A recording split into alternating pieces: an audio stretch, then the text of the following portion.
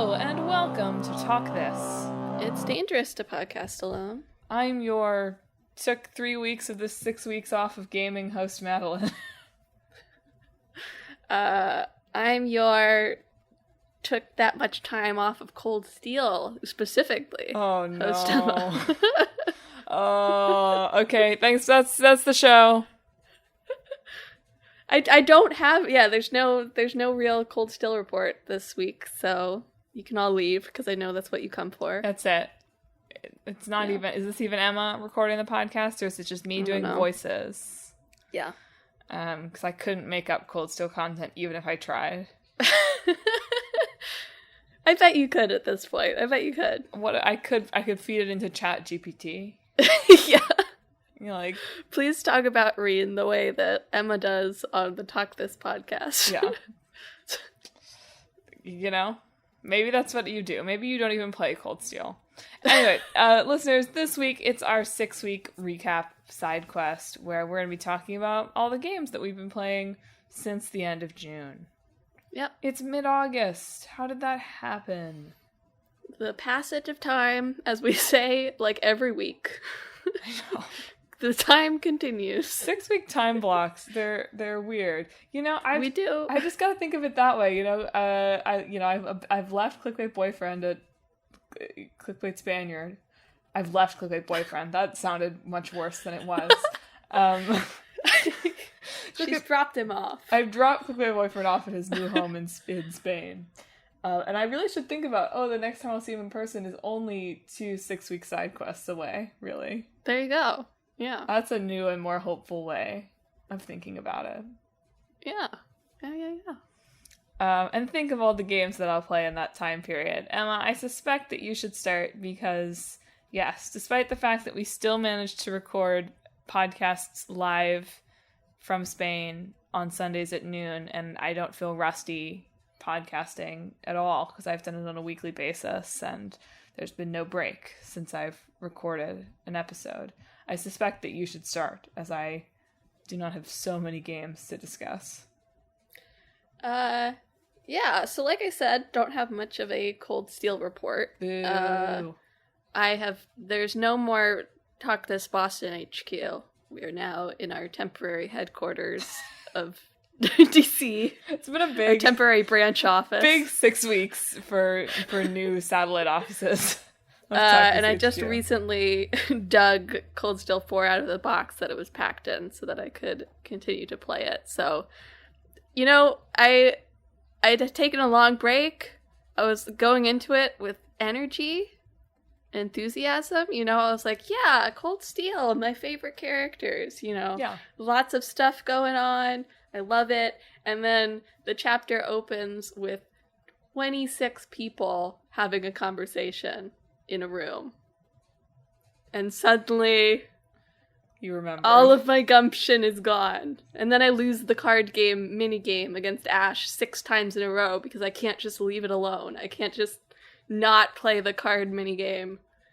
And my mood is tanking even further. It's going down. She's crying right now. I'm crying. I have tears down her cheeks. I'm looking forward to. Okay. Because I say I'm looking forward to.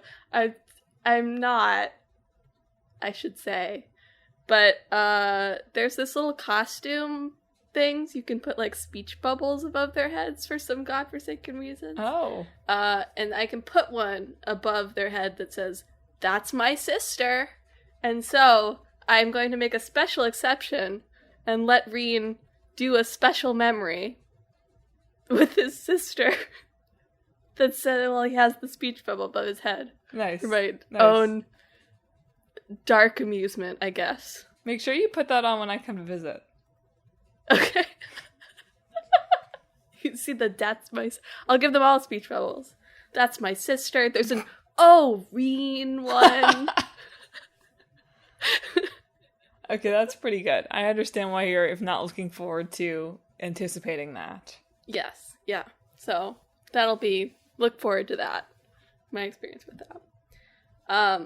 The other small thing I did is I went back to Citizen Sleeper and played through the 3 DLCs that they had released post me playing the game. How are the last two? The first one was good, although it was like the only thing I had left at the end of the game, so I don't know that I got the desired experience of it.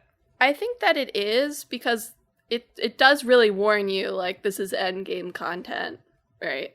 And by the time you get to, like, the last expansion, you do have, like, there's, like, 6 things you need to do at once for the story. So I think that if you had any other tasks going on, it would probably be hard to manage all of that. Is that not the point of Citizen Sleeper, though? Not to call back to that episode where I was like, oh, the reviewers said this game was so hard, but I found it easy. Yeah. But, yeah. I did, there was no... I was never going to lose any of my, condition, because I have the, scrap upgrade where I can keep infinitely upgrading my body, I guess, however long I want. So I always had, 6 dice to work with. So there's that. But it brought back old characters, which was nice. I hadn't, Fang was there. He just sort of disappears after his storyline is done. So it was nice that they brought back characters that didn't really do anything, and different characters stay or go at the end based on your decisions and stuff. So yeah, I stayed on the eye again. There's another ending you can choose where you leave it. None of those endings feel correct to me where you leave it. So, but it was good. I enjoyed it. Does it make you more excited for Citizen Sleeper 2? I'm very curious about what Citizen Sleeper 2 will be. Yeah. That is why I was like, oh, I should go back and play the DLCs. So I'm very curious as to how they will change up the formula or the setting or whatever for the next game. You don't think it'll be like Mass Effect? It'll carry over? I guess it could. I don't know. Just saying. You're definitely you're different sleeper from what I've read about it, at least, so. Well, what if I don't want to be a different sleeper? Then I guess you can headcanon it for yourself. I can play it exactly the same. When does that come out? Do we know? I don't think there's a release date. Got it. Well, I'll just keep rolling dice here in the meantime. Mm-hmm. Anytime I do anything, just decide how well I'm going to do at it. Yeah, exactly. Am I going to do well at my work today, or am I going to get distracted by X? Maybe rolling a 6 would be motivating for me. Who knows? What X happened in these last 6 weeks, right? Oh, X. I was like, what the heck are you talking about? Yeah, it did. In fact, I think it happened.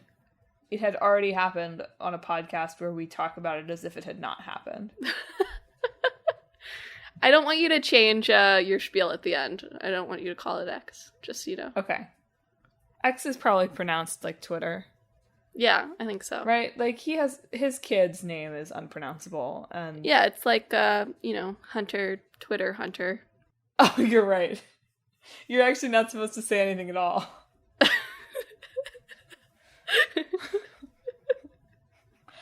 Your Twitter Hunter. Get out of here. Okay, speaking of getting out of here, I think I talked about this at some point on some podcast, or mentioned it, or I mentioned it to Emma around the recording of the podcast. My memories have fused. But I finished Chia, right after recording the 6-week podcast last time.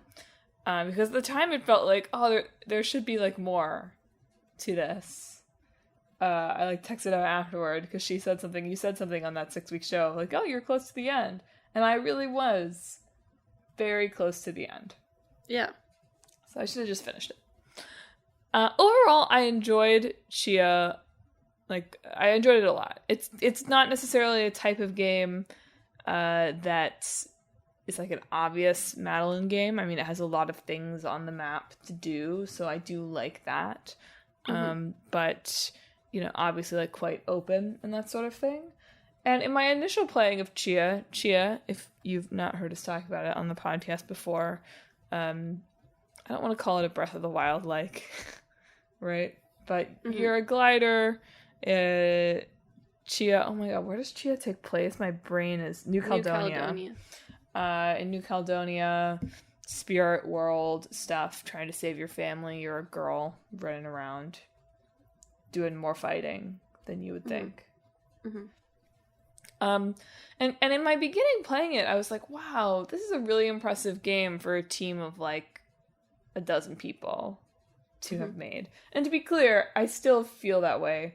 But I did start to feel in my final hours of playing Chia that I finally could sort of see the indie showing. Because it's huge, right? That was the thing that struck me, is that Chia feels like very, very huge, the world. And there's like a lot of little things to find and like little things to do. But I did, my big critique of Chia, other than like, wow, it got really weirdly combat focused for the combat being not very deep. That's one critique. Not that I really wanted the combat to be very deep, but the combat is not very deep. And again, especially having read a lot of sort of reviews and coverage of the game that are like, you can possess anything and do different things. Mostly what I did was I occasionally possessed a bird or a fish so I could move a little faster. And there are a couple little puzzles where you have to be a crab or that sort of thing. But I sort of expected... Oh, actually, mostly what I did is I possessed explosion things and hurled them at people. Yeah. Which is all fine, but I sort of was expecting that mechanic to be a little bit deeper. It was whimsical and it was fun, but I was expecting maybe a little more depth, especially for the amount of big quote-unquote combat set pieces that there were in the latter half of the game. But I also just feel like, in a similar way, I didn't feel like it scaled very well. The game was huge, there was a lot to discover, and running around discovering things was cool. And maybe that's all it has to be. But I sort of expected, I don't know, not me being like, boss fights, give me boss fights. But I sort of expected that it might amp up a little bit more, and it sort of felt like, no, like, here is the world, and you will do the things in the world. Like, I didn't really realize that I was going to the end of the game, necessarily. But overall, I did really enjoy the game. It's really beautiful. It was a fun however many hours I spent with it. It was cool following the treasure maps for a while. Love a good, silly little flash forward thing at the end. Way more baby eating than expected. So trigger warning, I guess. Just baby is in peril, I feel like, is the warning on this. Yeah. Oh, it's been so long since I finished this. What is the other horrible thing that you were like, there's more of this than expected? I don't know. I really think it was just baby eating. I'm gonna go back through our texts while you talk about your next game, because there was something else that I was like, yeah, way more of this than expected. But like I would recommend Chia. I enjoyed it. It just like, yeah, it stunned me so much with its ambition at the beginning that when it ultimately could not like continue to get bigger and bigger or continue to change or something like that, there was a little bit of disappointment there. But that's unfair. It was already way bigger and more ambitious than it really should have had any right to be. Also some boppin' tunes. Absolutely boppin' tunes. Well, I mentioned this on the mystery episode, but I played and finished Master Detective Archives Rain Code, which is the new game from the Danganronpa team. So with Kodaka and Uchikoshi and a few other people's new studio, Tukyo, I think is probably how you pronounce it, games, in collaboration with Spike Chunsoft. Their new game that is, I guess, like a Danganronpa-like, sort of. It doesn't have the death game element, but it has the same, like, action mystery solving, I guess.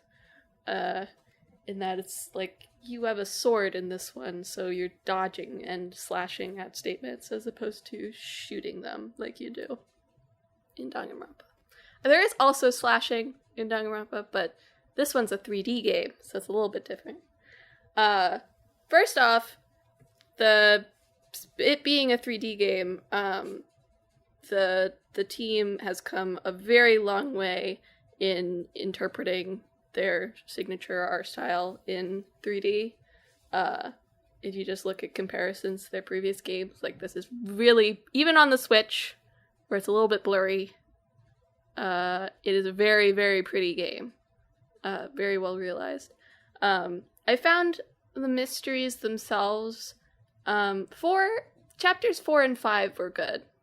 I thought were satisfying mysteries that had me a little bit surprised by them. But 1 and 2, I pretty much knew, 0, 1, and 2, I felt like I pretty much knew what had happened before going into them. And 3 was just bad. The mystery was just bad. Difficulty scaling in mystery games is so hard. Yeah. I also felt like, so it's like, you have your 3D adventure segments where you're running around, you're picking up clues based on whatever murder you're investigating. There's a little side quest system in this one. I thought the side quests were great. Some really good, world fleshing out writing and little character beats that wouldn't have fit in the main story, but add some flavor into it, which was nice. But you have those, and then you go into the mystery labyrinth with the death god that you've made a pact with, who helps you solve mysteries. I felt like the mystery labyrinths needed 1 or 2 more minigame variations. There was a lot that was just different types of QuickTime events, essentially, and then the main slashing one felt like it just needed 1 or 2 more, which they could get with iteration. That's sort of how it was with Danganronpa too. And I also felt like, the main concept is you're this detective, you've lost your memory, you discover that this is because you've contracted with a death god. You don't know why you've really done this, but the death god Shinigami takes you into mystery labyrinths so you can help solve the mystery. But when you solve the mystery, she reaps the soul of the true culprit. And 1, I don't think they did enough with Shinigami being a death god in general. And 2, I don't think they really reckoned with the fact that you're doing murder, basically. Wow. They sort of do, and some of the twists at the end make it a little bit, I guess, less bad, maybe, but you're still doing some murder, and it doesn't really, we just sort of put that off, I guess. But I still really enjoyed it. I'm glad that the team doesn't feel like they have to return to Danganronpa to continue making the types of games that they clearly like to make, because I thought V3 was just such a definitive endpoint for that series that, making another game sort of feels like maybe you shouldn't. And clearly you can take parts of that and apply it to a completely different setting and story and type look of game, and it still works. So I'm excited to see that if they continue to iterate on the series, or if they come up with an entirely new concept again, I'd like to see it. Also, for all of these games have some weird stuff about gender and sort of social issues, they do hate cops a lot, and for that they are based. So I saw some ACAB. I'm sure that's not even how you say it in Spanish, but I saw some ACAB graffiti in Barcelona. And I was like, dang. Danganronpa reference. No. That's not what I meant. There's a QuickTime event where you're running from some cops in this, and you can either pick up a can to throw at them or a brick. The brick is the correct answer, in case you're wondering. Interesting. I was like, I doubted them. I was like, they don't want me to throw a brick at a cop. Yuma's not going to be able to pick it up. He's going to have puny arms. But the can does nothing, and I failed it. And I was like, oh yeah, okay. Wow. Throw a brick at them. Well, I guess so. Well, the main gaming event of the past 6 weeks, I would say, is that we played all of River City Girls 2 as the kind of local co-op finale. at the Talk This NYC HQ. As you will know if you listened to the podcast earlier this year, we really enjoyed River City Girls. Surprisingly enjoyed River City Girls. It was like that and Trine have been the real podcast hits of the year. Got really into these like old school in very different ways, obviously, but these old school local co-op games. Trine 5 apparently comes out at the end of the month. Did you know? Did they announce a release date? I think so, yeah. Oh boy. But see, I can't play it until Christmas, probably. Yeah. Because he doesn't have a gaming, he doesn't have a gaming system. He doesn't have anything. Like he wants to do some... Clickbait. You gotta learn how do you say boyfriend in Spanish? Novio, I think. Clickbait novio, sadly sitting alone in his apartment with no gaming system. He's really upset at how far behind in Like a Dragon he's gonna fall in the story. Yeah. He's mad at me for not playing Ishin before he left, too. And I was like, what are you gonna do if they release a new Kingdom Hearts? And he's like, I guess I have to wait.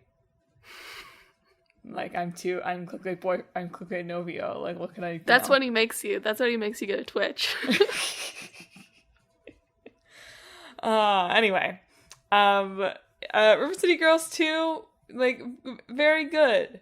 I feel like I saw some stuff that was like, you could start here. And, like, you could, but start with River City Girls. Not because the lore is anything, really. But I think River City Girls is the place to start.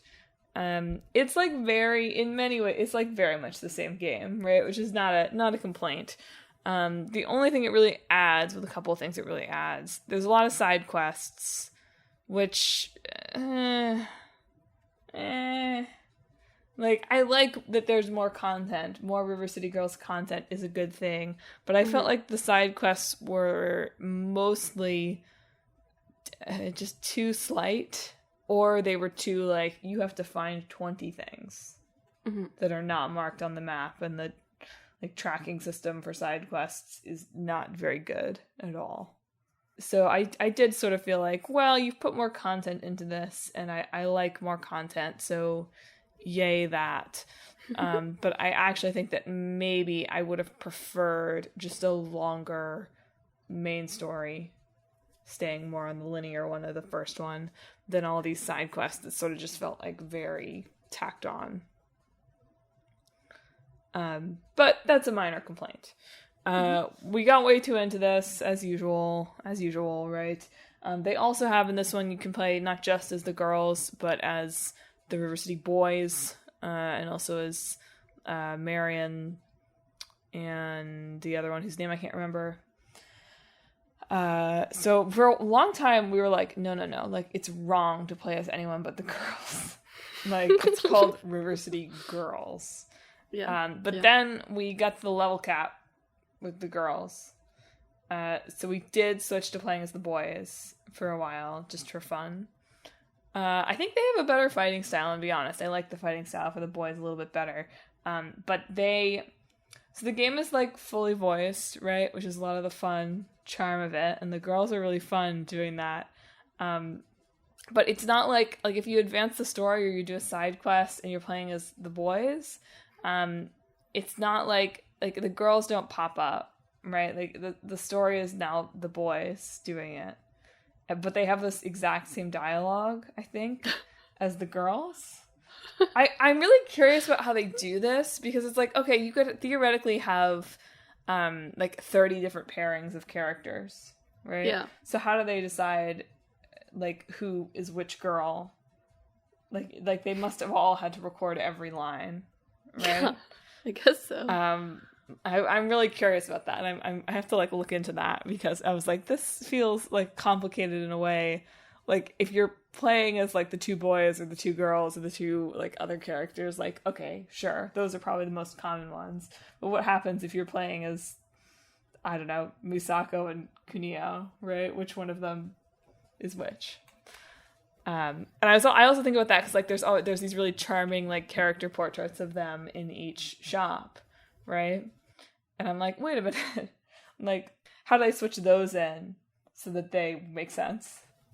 Are they the same? Like, are the boys in the same poses as the girls? Or do they think... No. So they probably have... For those, they probably have a full picture, and they're just showing the characters that you currently have with you, is my guess. That would be smart. I don't know how to verify if that is what it would be. But look at that game design brain right there. For the voice acting, yeah, I feel like they would just all have to do. Maybe not the two main girls, but everybody else. I guess that's true. I guess the two main girls wouldn't have to switch, because if you had everybody else having recorded everything else, you could just swap them in. That makes sense. But yeah, it was a little weird. It was a little weird with the boys. It's just like, whatever, right? Like, boys can be silly too, but it was like, one, this voice acting is not as characterized, and two, it's weird. I don't know if there's any points where they get customized at all, but it was a little bit like, interesting. But yeah, like fun game. What happened in the story? I don't know. Something with the Yakuza again. Some Yakuza stuff. It was not quite as coherent as, like, we have to find our boyfriends. And so I really think that River City Girls is the shining diamond. Although this game does a better job with, like, the stat boosts, I think. It gets rid of the, like, there's still items, but the, like, stupid, like, increase thing by 3% items go away, right. Which is good, because that was meaningless.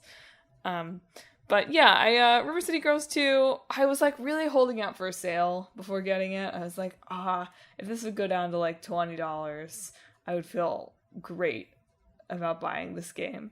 And as it was, I think I spent $40, and I still felt great about buying it because it was a fun experience. So if you have someone who you enjoy playing sort of mindless button mashing-y, I say mindless, we died a lot. It's pretty hard. We played it on tough, though. I didn't play it on normal. We played it on tough. So respect me. But yeah, if you have someone you want to play a local co-op with, I would recommend. But I'm glad we took a break between the two games, because it's the same. Well, here's my spooky tinged section. I finished Dredge. Oh yeah, which I had started playing for the podcast. I enjoyed it. I don't think I feel mixed about games that, like, hide their lore behind collectibles, I guess. Because I feel like a lot of the story is found by, like, finding, like, these messages in a bottle or, like, little notes on shipwrecks or whatever. So you're not, like, fully exploring the world. You're not getting the whole picture. I think I understand what happened, basically. I did get the true ending, I guess. There's just a bad ending and a true ending, or bad ending and a good ending, or whatever. Neither of them are very good. No. But I remember this reading about the game. But I enjoyed the fishing. I enjoyed the upgrading my ship. I enjoyed, the little missions that I did for the weird little people that occupy the world. I gave the researcher a dog to keep her company. Lovely. I don't think that the ending was super satisfying. I feel like even if I had fully understood what was going on, I wouldn't have found the ending super satisfying. I maybe should have just done the bad ending, because I read about that and I thought that sounded more satisfying, even if it is bad. If that makes sense. Yeah. But yeah, I liked the act. I like a good vehicle. What can I say? I like boating around places. That's good with me. So for that, it was a good game that I enjoyed. Do you think that I should put Dredge on my medium-term full playthrough list, because I liked the demo. This isn't, like, the glowingest of glowing reviews. I mean, it's definitely, you got your checklist things. You like filling stuff up, doing stuff like that. Could be good. Yeah. I don't know. I wouldn't put it on your highest priority. Well, it's basically. not. Yeah. As I was saying to you right before we started recording, I feel like my gaming universe is very open right now. You're feeling good, feeling the gaming energy from all around. Yeah. I still have to finish Triangle Strategy. I can't leave it. I've played too much of it for it to be a game that I don't finish. Triangle Strategy is locking you off from the gaming universe right now. It is. I remembered once again that I haven't played the new, quote-unquote new, World Ends With You that you bought me for Christmas, like 2 years ago now. Yeah. I have all these sequels to play, and yet, there is still a tiny part of me that's like, you could just start over from Yakuza 0. You still have games to go. You've got Ishin, and I really want to know what you think of Lost Judgment. I'm so curious. And I still have Dead Souls, too. And Dead Souls, yeah. I know. I'm not gonna get Ishin until they discount it. Because it's RTG. Like, it'll be $9 at some point, and I'll have bought it for $60. And I'm gonna be like, I mean, worth every penny. But still. And Gaiden's coming out, this fall, right? I, can't believe it. In the 6 weeks, those astonishing trailers came out for 8. So anyway, I have to decide what my next major game is gonna be. I'm overwhelmed, really. Well, my other spooky flavored one is I played Oxenfree 2, Lost Signals. It was okay. It was fine. I feel like I'm running into this trend. You just brought up the new World Ends With You, which I definitely liked Neo, The World Ends With You a lot more than I liked Oxenfree 2. But I feel like there's this trend with games I really, really like The World Ends With You, Oxenfree. I can put this on the Somnium Files. Comes out with a sequel that's way more expansive than the first game was in its ambition or scope or mostly lore, I guess, in its loreness. And I just don't vibe with lore, I guess. And so I feel like I feel myself pulling away. Yeah. If Neo The World Ends With You is the good ending of that, where I'm not as enamored with it as I was the first game, but I still enjoyed it. And Nirvana Initiative is the bad end of that, where I really just did not like the second game very much. Oxenfree 2 is in the middle, I think, where it's it's okay. It's there's 3 good, solid 2 to 3 hour games in there, and they're all in 1 6-hour game. I guess. Yeah. So they all feel not quite done. There's a lot of interesting ideas, and they just don't all fit together well. And so all of it feels like it doesn't quite have the weight that I want it to have. It's also, I feel like it does pull in elements from the first game in this. So that does come into play. And I wish that I sort of get why it doesn't, but I do wish that it could, take your first playthrough, your playthrough of the first game and do something with that. And it also doesn't reckon with what I found most interesting at the first game of, Alex talking to her dead brother in the past. Michael is not a factor in this at all, which is just, okay, I guess. But by bringing in Alex and all those stuff, it sort of underserves the new characters, and there's side quest stuff where you're talking to people on your walkie-talkie, which I understand what they were doing with the walkie-talkie, but it means that they've totally eliminated, like, the charming feature of the first game where you could interrupt people, right? Because you literally can't do that on a walkie-talkie, right? It's not how walkie-talkies work. Yeah, I mean, they can't hear you. Yeah. Yeah. You can interrupt you hearing what they're saying. Yeah, but it wouldn't really. So they've pretty much gotten rid of that, and I feel like it loses some. Like, it was always a little bit finicky with that, but that was part of why the first game was charming for me, I guess. So, yeah. Alright, important lore-informed question, though. Do you think that they will call the next one Oxen 3? They should. If they make a next one, I think it's legally required. Yeah, okay, good. But that at least has to be, like, the hashtag that they use. Yeah. You know? Yeah. Okay, good. Glad we're on the same page. So lore is not Emma core. I mean, you know, it is and it isn't, I guess. It's like, is your lore informing your characters?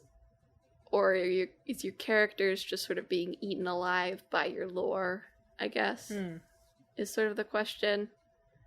Of which all these games, I feel like, are much more focused on, like, the story and, like, what is happening plot-wise than they are on, like, what the characters are doing, which, like, that's what, like, all three of the examples I did, what I liked about the first game is they're all about the characters, right?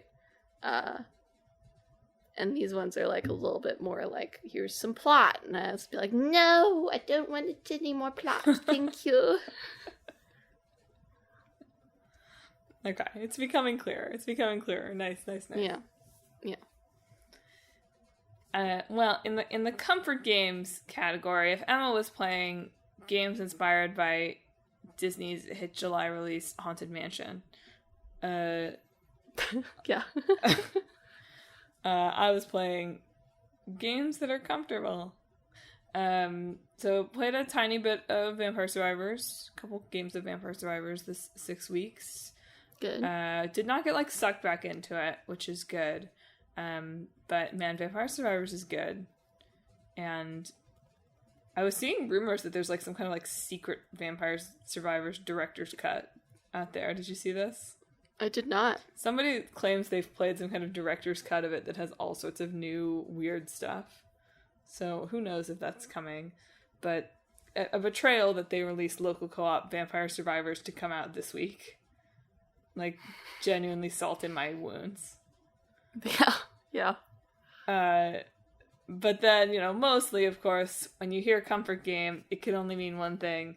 Yes, we really pretty much 100%ed We Love Katamari. I think it's my first platinum trophy. Wow. Which is appropriate, I think. Yeah, we got really into cousin hunting. Which sure is a phrase that I just said. It is, yeah.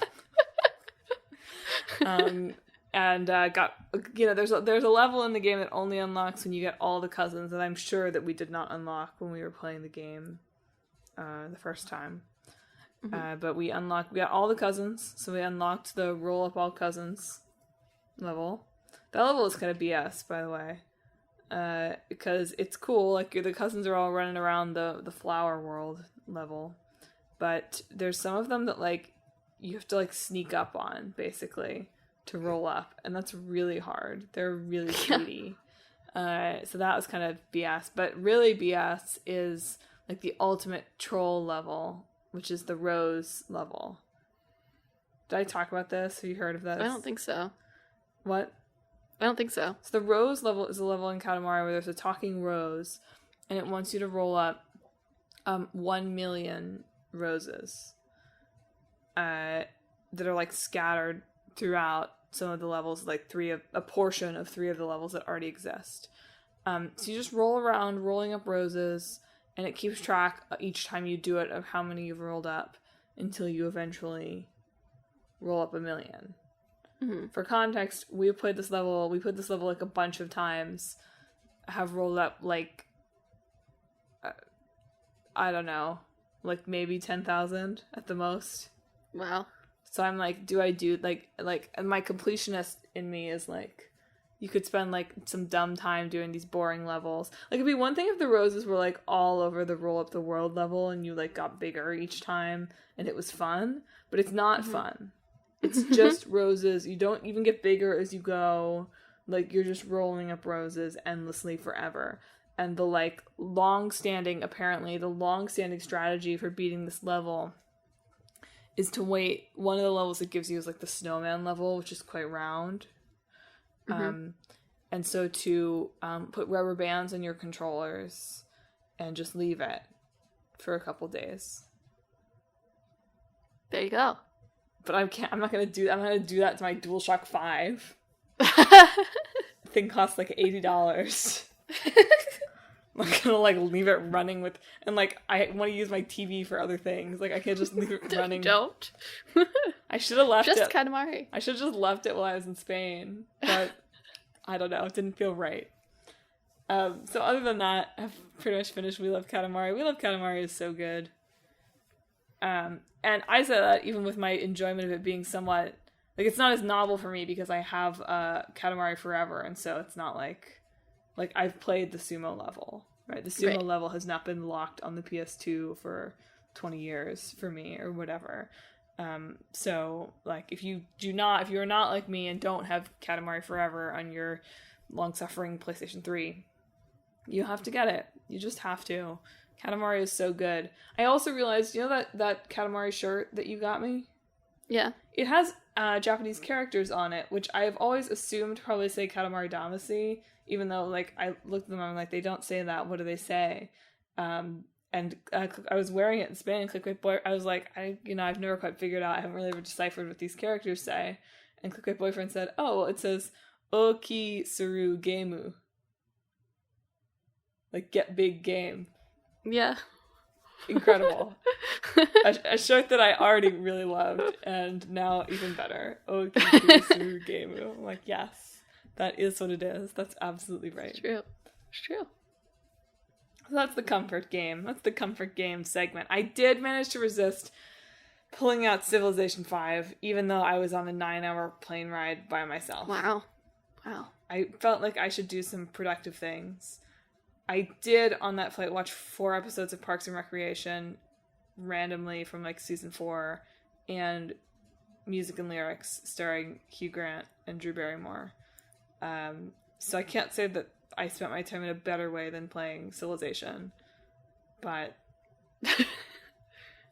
you know. What do you mean? Music and Lyrics is a classic. That's where, when I saw it was on there, I was like, I have to watch it. And I had to delay watching it. This is so relevant to games, folks. I'm so sorry. They do play DDR in Music and Lyrics, so there's a game connection.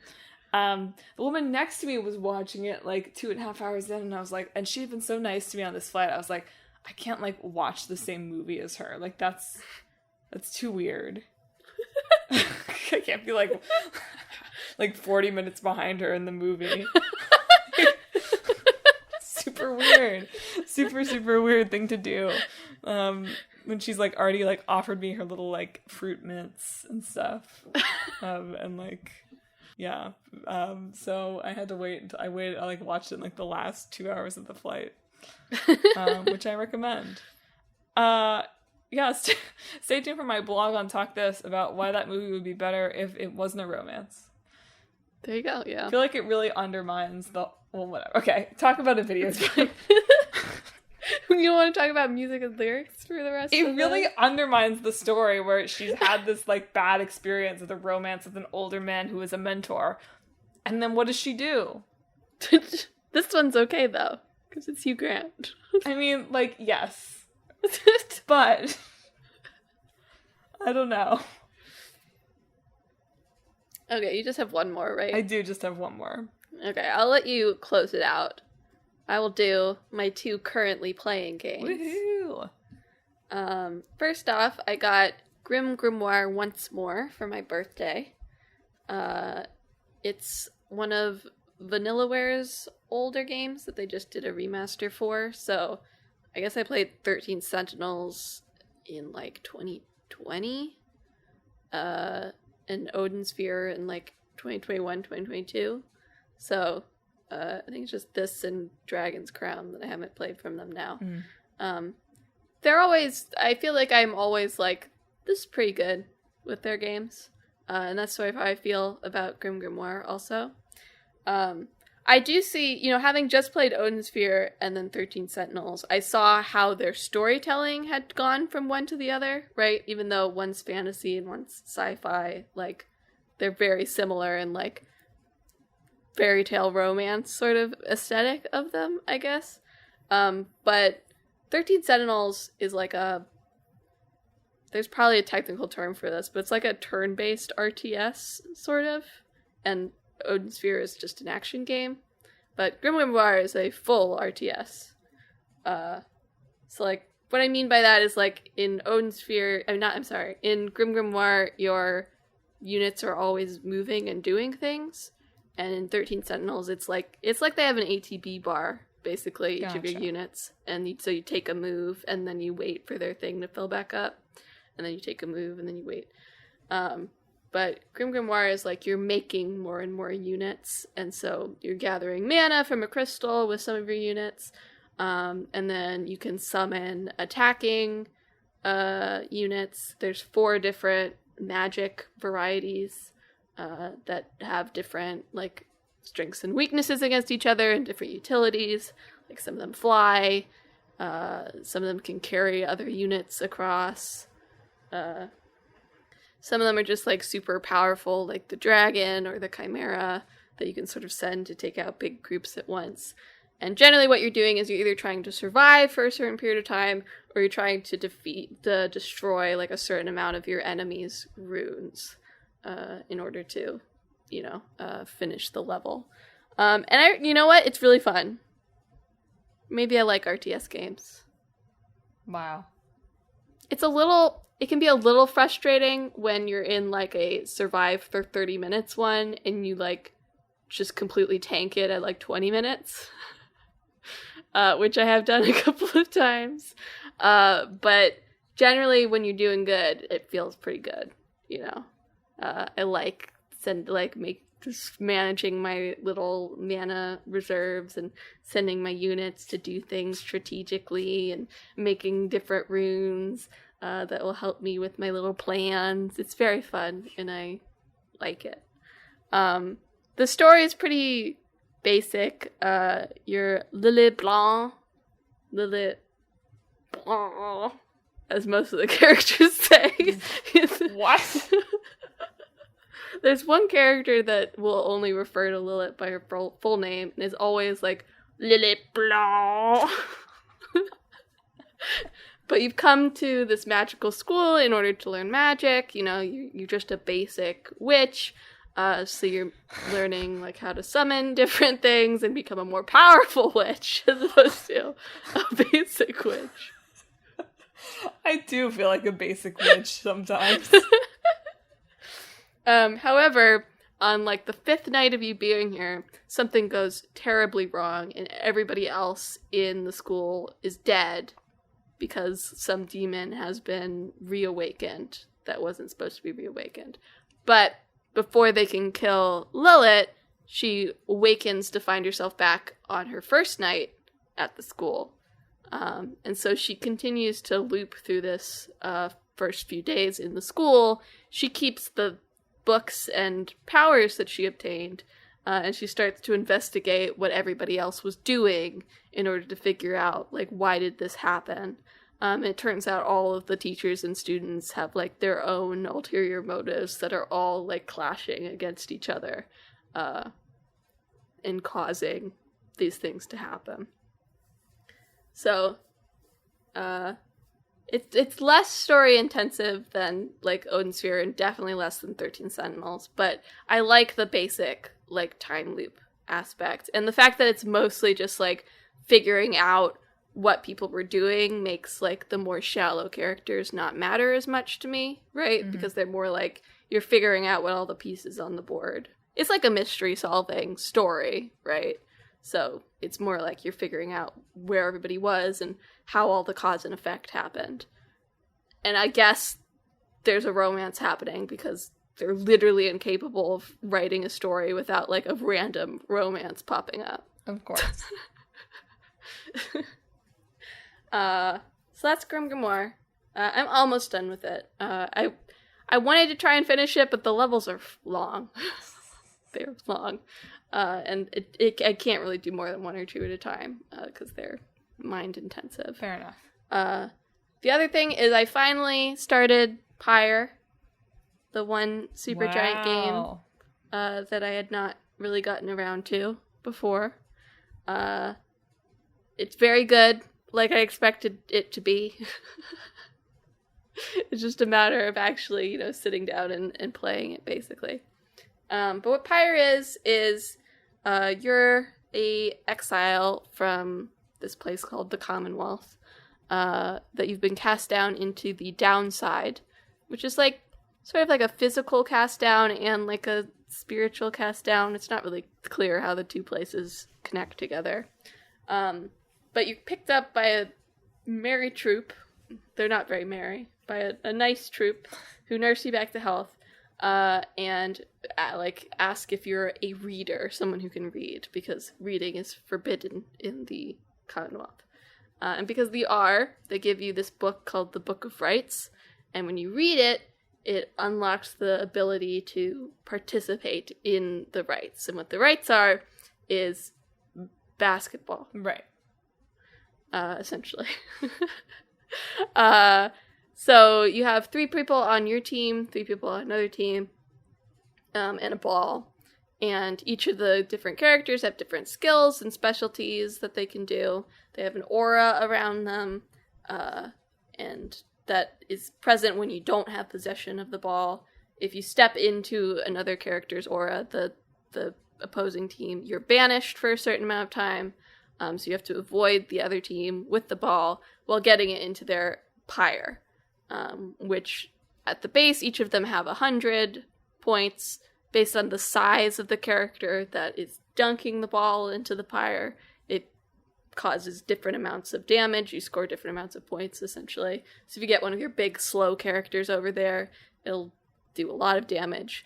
If you're more likely you're getting one of your little tiny ones, you just have to chip away at it. Until it gets down to 0, and then you win that round of the rights. By conducting the rights, you will earn your freedom back to the Commonwealth out of the downside. Which you want to do, because the longer you spend in the downside, the more you turn into like a demon, essentially. Oops. You start sort of warping. So you have to, follow the stars, and there's a bunch of other teams that also want their chance at freedom. Of course. So you go through, you meet all of the other teams, you battle them. They all have their own, specialties as a team, right? So they all play a little bit different. Until you get to the final rite of the season, I guess, called the Liberation Rite, where you have to play against whatever the top-ranked team is. And the winning team gets to send one of their members back to the Commonwealth at a time. So the Nightwings, which is your team, are like the special team that is always in the championships. And everybody else has to fight amongst themselves for the chance to take you on in the championships. Lucky. It is, yeah. Because we have special tree man guiding us, so wouldn't that be nice? But as I've gotten past, I'm on the second Liberation right now, and the seasons in between are a little bit shorter after the first one. We just played 3 matches, I think, before we're back to the championships or whatever. And each time you do a liberation rite, the other teams get harder. So as your characters are leveling up, they are also leveling up and equipping items and changing their strategy. And you can lose, and it's not a game over, right? It just means that, if you lose in liberation rite, the other team gets to send somebody back to the Commonwealth. And that will have an effect, of course, on what's happening in the Commonwealth, right? Right. Are you sending back somebody who is going to help you in your secret plans to cause a revolt, essentially? Or are you sending back someone who is either going to fully take on, like, the opulence that the return to the Commonwealth offers, or just cause, like, rampant chaos in the area once they get their freedom back? So we're undefeated so far. Nice. But we'll see, because we've got a long way to go. And theoretically, if we keep winning liberation rights, we'll lose more and more people to choose from for our team as well. So in that way, it also gets harder. Clever. But I really like it. It's very good. It's very charming. It's difficult also, because in some cases you might be like, maybe I should lose, but that also means that you're taking away one of your teammates' chances at freedom in order to give somebody else their chance. So there's a balance there you have to strike in what you're doing. As I think we discussed in our sports games podcast, one of the very rare, like, bold takes on the sports genre. Yeah. It really is a shame there's not more Pyre-likes, I think. If only they had released it now instead of then. Yeah. The highs and lows of exile volleyball. The game industry must know.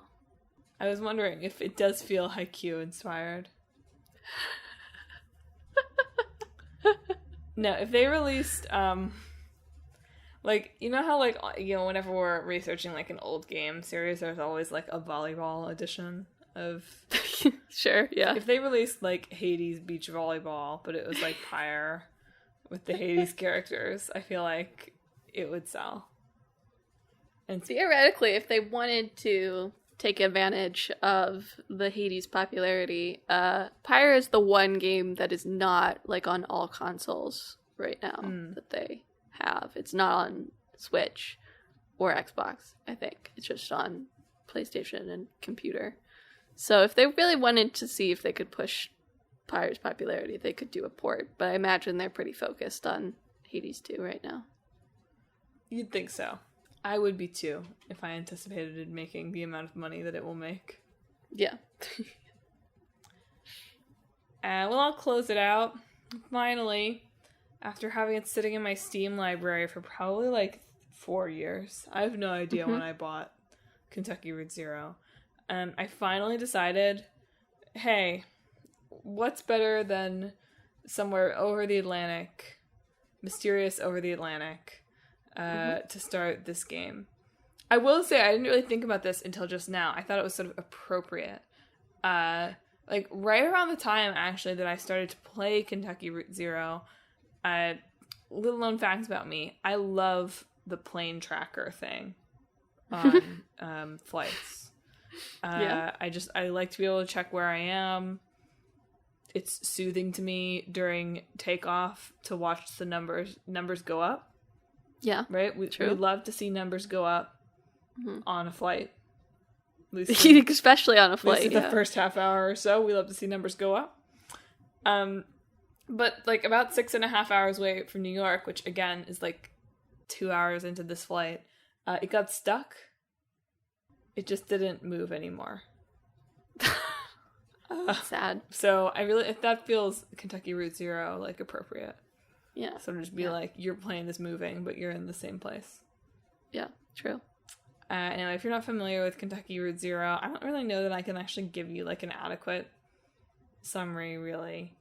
But you play as an antique. Well, you start out playing as an antique delivery driver, or maybe you're playing as the director of this play. I don't know, the writer of this play. We can get more conceptual with it, but if we're gonna think about it from a gamier perspective, you're this antique driver.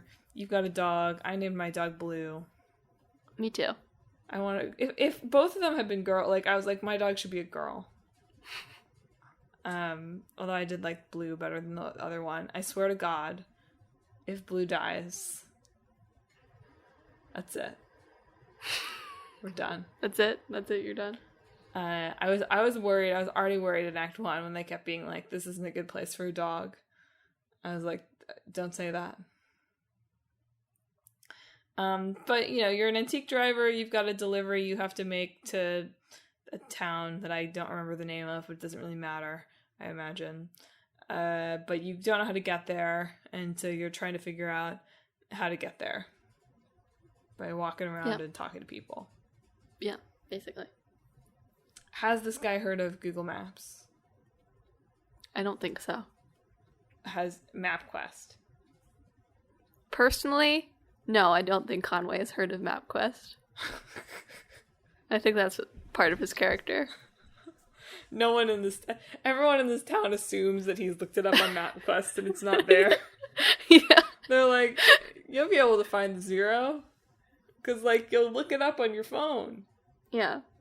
It is, I don't know when, so it was released in episodes, so I don't know when episode 1 came out, but I wonder if it was before, like, everybody had smartphones. Yeah, maybe before everybody had smartphones. I would believe that. I was going to say not before people had smartphones. Yeah. But maybe before they were so ubiquitous that it would be ridiculous that you wouldn't just look it up on your phone. Still, though, even if they were, I don't think Conway knows what a smartphone is. He knows what a TV is. Yeah. He knows how to set up a TV. Sure. Maybe. No, my Conway knew. Yeah. She was like, your parents didn't let you watch TV. I was like, I know how to set up a TV. So yeah, I mean, it's just, you know, it's a dialogue choosy game. I don't really care. Does the dialogue you choose impact your dialogue choices that you have moving forward? I don't really know, is the thing. Because I was curious about that. It's not a game where you get the so-and-so will remember that. Yeah. Pop up. But I was curious. Particularly, there was a point where, you know, we're using like the PA system in the mines in the beginning to test it out, see if it works. And I decided in the first dialogue choice that Conway was not going to say anything into the PA because he's nervous guy. It's tough talking to a mic. And then like the next time I had to talk into it, I didn't have like an option to like I could like grunt or I could say nothing. And I was like, oh, did that feed off of the fact that I didn't say anything the first time, or is that just like what it is? Yeah, I'm not sure. There's so much dialogue choice in Kentucky Route Zero that is very hard, I think, from the outside to put together a picture of how much it is tracking and how much it is not, and how much that matters to how the characters act. So I'll have to keep reporting back because it's not like it gets whatever. I haven't really encountered anything yet where it's like, well, wait a minute, I said something and now he's saying something that's a total contradiction. Mm-hmm. But I was sort of curious because there were a few moments where I was like, huh, like I wonder if that connects to anything that I've already said or if it's just a coincidence. But I played through the whole first act, so probably like a little over an hour of it or so on the plane, and I'm liking it. It's a little spooky. The default text size is way too small. Yeah. I thought I was going blind.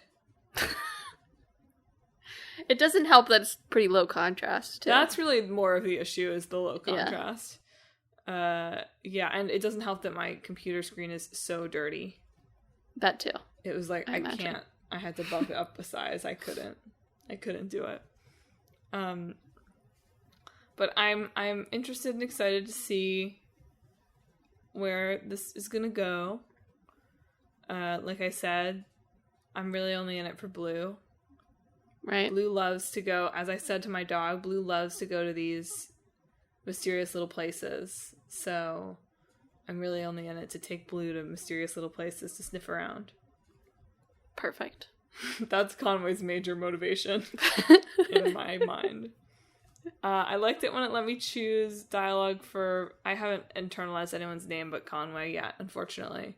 But I liked it when it let me choose dialogue for the other character.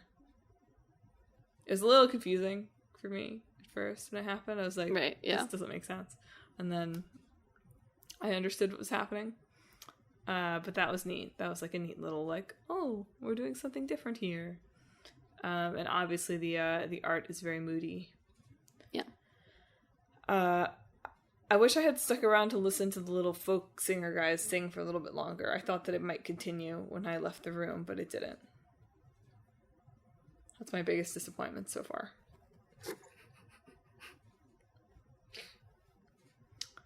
Yeah, I very preliminary impressions here, but I'm enjoying it, and it's, supposed to be a very good game, so they say. Yeah, I'm excited to hear what you think. It did psych me out when there were more than, 5 scenes in Act 1. I don't know why that is. Of course, there are sometimes more than 5 scenes in an act, but I was like, scene 5 will be the last one, and then I can get up and use the bathroom, because I'm on an airplane and I need to stretch my legs. But it was not that. It keeps adding it, right?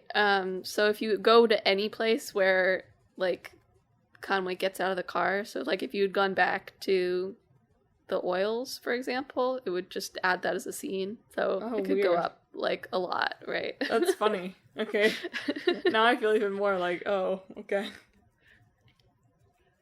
Dang, so I really did miss a place where I could have gone. Shoot. I decided to she was like, oh, we could go here or here. And I was like, I guess I'll go to the one that's a little closer. And then the act ended. Skipped content. Dang. It's fine. Don't worry about it too much. The lore is probably pretty dense. All right. Well, you want to give our spiel? You got it. Listeners, with my broad universe of gaming, what should I play next? Should Emma just give up on Cold Steel already? No! Never. Have you heard of the sunk cost fallacy? If you have thoughts on any of this or anything else that we talked about this week on the show, or you just want to tell us what you've been playing, hit us up on social media. We're on Facebook, Instagram, and YouTube. That was the Hunter x Hunter version. Twitter. Right. Yeah, and YouTube. At Talk This Podcast. You can also visit our website, www.talkthispodcast.com, where you can read all about the show, check out the games in the hat, and read our blog featuring Clickbait Novio and Split Screen. He's gonna love this joke when he listens to it. Actually, I think he's gonna catch up because he's like, he has to. He misses your voice. Exactly. In the mornings when I'm still asleep, he's listening to podcasts. That distracted me. Where am I in the spiel? Oh, duh. The most important part of the spiel. If you enjoyed the podcast, you should subscribe. We're on Apple Podcasts, Google Podcasts, TuneIn, Spotify, Pandora Podcasts, online and on the app, Overcast, Pocket Casts, wherever you can find podcasts, wherever you found the podcast today. Go ahead and hit that little subscribe button to Talk This so you never miss an episode each week on Sundays. Next week, we last week pulled 2 games out of the hat that I'm sure I remember. Super Mario RPG. Right. And Season A Letter to the Future. Okay, cool. So look forward to Mario's Final Fantasy. Look forward to Mario's skill tree. Do you have skill? I'm excited to learn about Super Mario RPG. It's fascinating to me. Yeah. I hope it's turn-based with Luigi and Toad and stuff. Anyway, that'll be next week. In 2 weeks, it's my side quest. I have no idea. I don't it's back to school games. I say that every single year. It's funny. It's funny every year. Games for when it's humid. Well, while you're thinking of that, why don't you sign us off? Thanks for listening to our show. This week, I hope that any of your cousin hunting rituals are successful.